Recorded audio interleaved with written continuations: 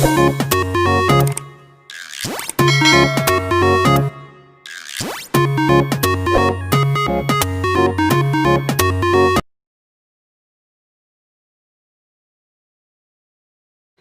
Students, आशा करती हूँ कि आप सारे लोग बहुत अच्छे होंगे और सारे ही अपने घरों में एकदम से सुरक्षित होंगे। Welcome to my YouTube channel Kiran Aadi Shiksha, जहाँ पर हम स्टडी कर रहे हैं एनसीईआरटी क्लास 10th का चैप्टर नंबर 10 जिसका नाम है सर्कल्स।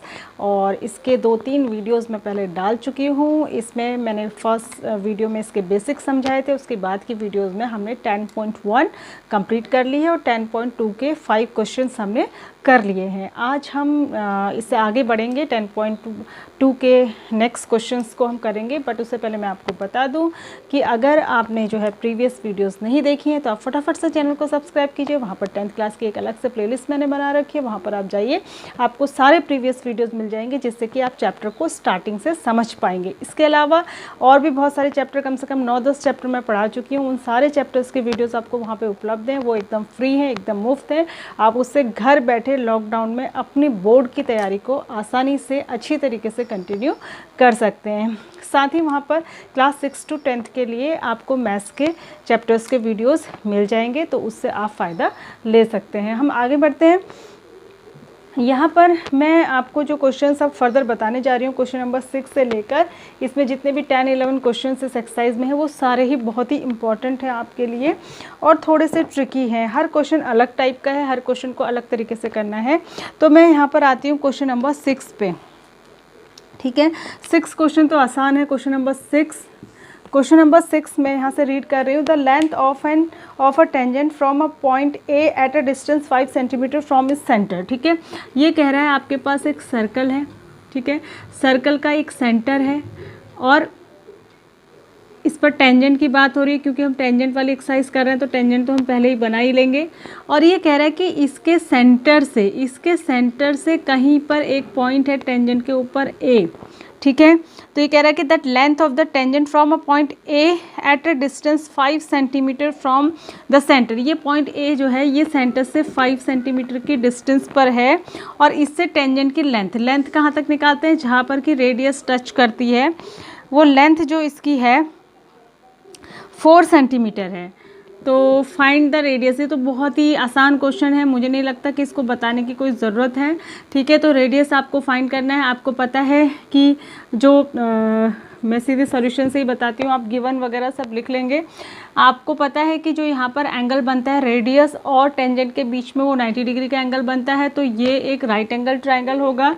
तो राइट एंगल ट्राइंगल होगा तो पाइथागोरस थ्योरम आप लगाएंगे और पाइथागोरस थ्योरम से क्या हो जाएगा, OQ स्क्वायर यानी कि परपेंडिकुलर का स्क्वायर इक्वल्स टू हो जाएगा हाइपोटेनियस का स्क्वायर माइनस बेस का स्क्वायर। तो यानी कि 25 - 16, ठीक है, यानी कि 9 और OQ इक्वल्स टू हो जाएगा √9 यानी कि 3। ये आपको अब इतने क्वेश्चंस आप कर चुके हैं तो ये तो आपको वैसे ही पता चल गया होगा कि जब ये 5 ये 4 होगा तो ये 3 ही आएगा, क्योंकि ये पाइथागोरियन ट्रिपलेट्स हैं जो कि आपने क्लास 8th में भी पढ़े थे। ठीक है, उसके बाद हम आते हैं क्वेश्चन नंबर 7 पर।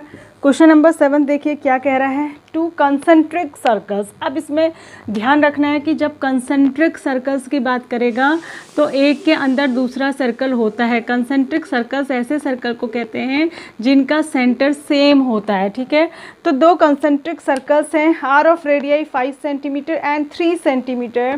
Find the length of the chord of the larger circle which touches the smaller circle.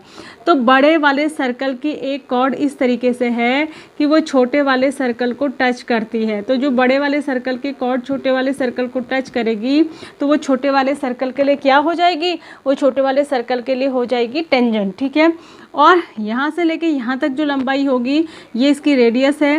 Radius इसकी 3 सेंटीमीटर है और जो बड़ा वाला है उसकी रेडियस 5 सेंटीमीटर है।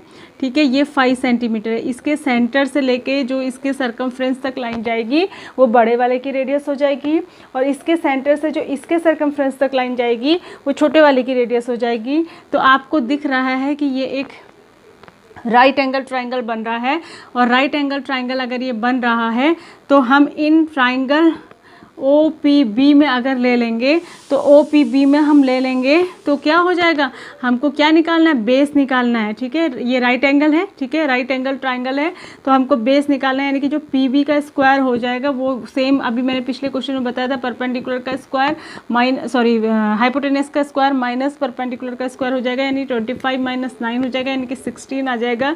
तो पी बी का स्क्वायर इक्वल्स टू 16, तो इसका मतलब हुआ कि पी बी इक्वल्स टू हो जाएगा रूट ऑफ 16 यानी कि 4, तो ये हो जाएगी 4।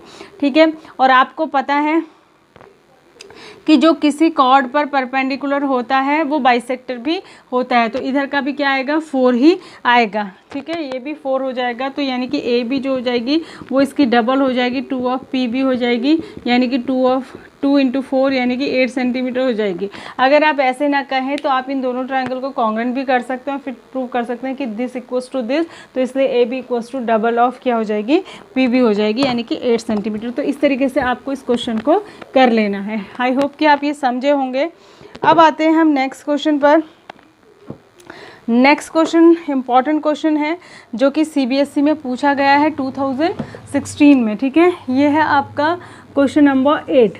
ठीक, क्वेश्चन नंबर 8 में कह रहा है कि quadrilateral A B C D is drawn to circumscribe a circle. Circumscribe a circle का क्या मतलब होता है, जब भी हम कहेंगे कि कोई क्वाड्रिलेटरल किसी सर्कल को सर्कमस्क्राइब कर रहा है तो उसका मतलब होता है कि वो चारों तरफ से सर्कल को टच कर रहा है। ठीक है, ये चारों तरफ से टच करेगा। सर्कमस्क्राइब करने का मतलब ये है कि चारों तरफ से सर्कल को टच कर रहा है, और इसको एक क्वाड्रिलेटरल कह रहा है। इसका नाम ए बी सी डी हम रख देते हैं।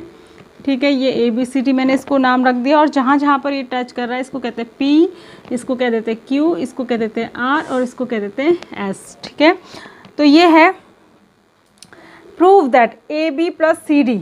हमको क्या प्रूव करना है, टू प्रूव से ही मैं लिख देती हूँ, टू प्रूव आपको करना है। गिवन आप लिख लेंगे A B plus C D. ठीक है, A B plus C D is equals to A D plus B C.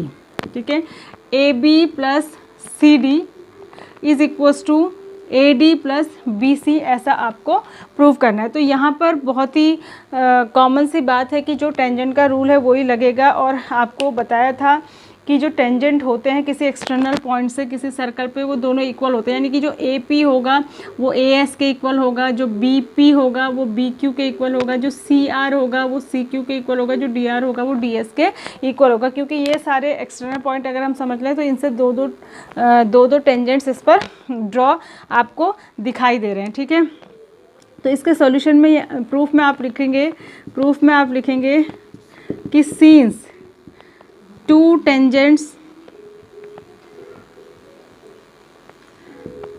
from an external point to a circle are equal। तो ऐसा होता है, इसलिए क्या हो जाएगा कि A P equals to A S हो जाएगा। ठीक है, A P equals to A S हो जाएगा क्योंकि ए से दो टेंजेंट है। ठीक है, इसी तरीके से B P equals to B Q हो जाएगा। ठीक है, एक इक्वेशन दो equation, B P equals to B S B Q हो जाएगा। इसी तरीके से तीसरा जो बनेगा वो हो जाएगा C R equals to C Q हो जाएगा। ठीक है, C R equals to C Q हो जाएगा, और D R equals to D S हो जाएगा। डी आर इक्वल्स टू क्या हो जाएगा, डी एस हो जाएगा। ठीक है, तो ये चार इक्वेशन हो जाएंगी। इसमें ध्यान ये रखना है कि इस तरीके से इनको लिखें कि प्लस करके अपोजिट साइड से आए, वो आप अरेंज अपने हिसाब से कर सकते हैं। तो जब हम इनको ऐड कर देते हैं, सारे को ऐड कर देते हैं, तो ऐड करने से क्या आएगा, देखिए A P plus B P plus C R plus D R. ठीक है, A P plus B P plus C R plus D R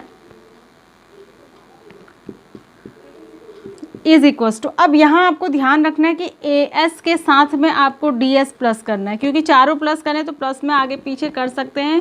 ठीक है, और प्लस बी क्यू के साथ आप प्लस कर दीजिए सी क्यू। ठीक है, ताकि इनका जोड़ा बन जाए। और जो हमको लाना है, हमको प्रूव करते समय ये भी ध्यान देना होता है कि हमको लाना क्या है। तो ये हो जाएगा प्लस होके ए बी और ये हो जाएगा सी डी। यहाँ देखिए आपको प्रूव क्या करना है उसके हिसाब से, ठीक है। और ए एस और डी एस को मिला के क्या हो जाएगा ए डी और इसको मिला के क्या हो जाएगा बी सी। तो ये प्रूव हो गया, ठीक है। तो इस तरीके से आप इसको प्रूव करेंगे। आई होप कि आपको ये क्वेश्चन समझ में आए होंगे। इंपॉर्टेंट क्वेश्चंस हैं, तो इन क्वेश्चंस को बहुत ध्यान से देखिए, बहुत ध्यान से करिए, क्योंकि प्रूव करने वाले क्वेश्चंस में कैलकुलेशन तो नहीं करनी होती है, पर हमको मेथड ध्यान रखना होता है। Thanks for watching, God bless you all.